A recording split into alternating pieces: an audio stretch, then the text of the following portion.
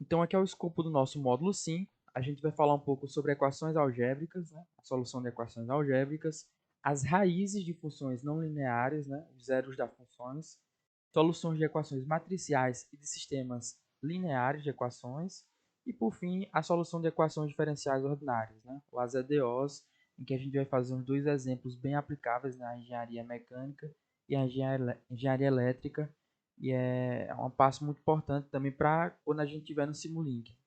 Então, o objetivo do módulo é desenvolver o conhecimento acerca da solução de equações, compreendendo as sintaxes dos comandos aplicados para cada caso. Então, como eu falei, o próprio MATLAB já disponibiliza alguns comandos com solvers, né, para solucionar cada tipo de equação. Iniciando pelas equações algébricas, as soluções, né, das equações algébricas podem ser dadas por meio do comando solve. Solve é o comando utilizado, ele possui uma sintaxe para isso, e os lados da equação devem ser separados pela sintaxe de comparação, como a gente viu lá nos condicionais, né?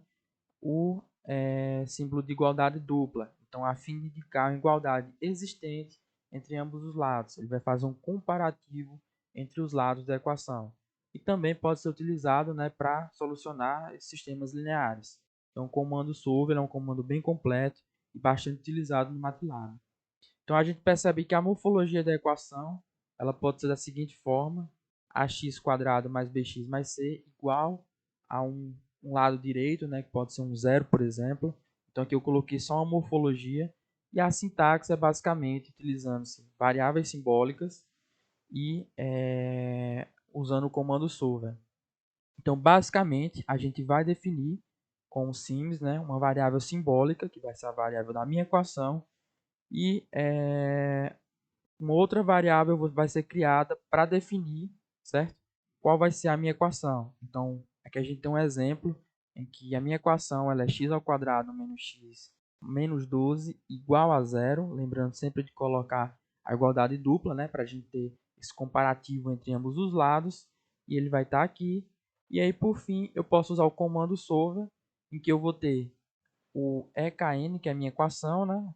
A equação que eu declarei, e eu vou colocar ao lado qual é a variável que vai ser resolvida, né, nessa equação. Então, nesse caso aqui, a minha variável é o x, e aí ele vai resolver e vai encontrar as raízes de x. Então, a gente vai resolver esse exemplo no MATLAB para a gente escrever todo esse algoritmo no script, né, e rodá-lo para ver como é que serão os resultados. Bom, então aqui no MATLAB, a gente começa como cabeçalho, como de praxe. E aí a gente vai iniciar declarando a nossa variável simbólica. Eu vou chamar a variável de x, certo? Então vai gerar uma variável simbólica em que ela não vai ter um valor atribuído. Após isso, eu já posso definir qual é a minha equação. Então a gente pode definir que a minha equação ela é igual à seguinte expressão: x ao quadrado menos x menos 12. Posso até aproximar aqui também para ficar mais organizado. E essa vai ser a minha equação. X ao quadrado, primeiro resolvido, e aí depois ele vai resolver subtraindo o x e o 12. Então, a gente percebe que esta expressão, e aí por fim, eu tenho que colocar o lado direito, sempre lembrando da igualdade dupla, para ele fazer o comparativo entre ambos os lados. Então, comparando esse lado, ele tem que ser igual, né, numericamente, ao zero. Então, a gente tem essa equação, e agora a gente vai partir para resolvê-la. SA, essa é a minha variável, e eu vou usar o comando solve, que é o comando utilizado para solucionar equações. Chamo a minha equação, que eu declarei aqui em cima, por isso que eu coloquei um igualzinho simples, que é para indicar que essa expressão aqui toda, e a minha variável, que é o x. Como eu escolhi x como variável, né, e não y, z, eu estou solucionando com base nesse meu x.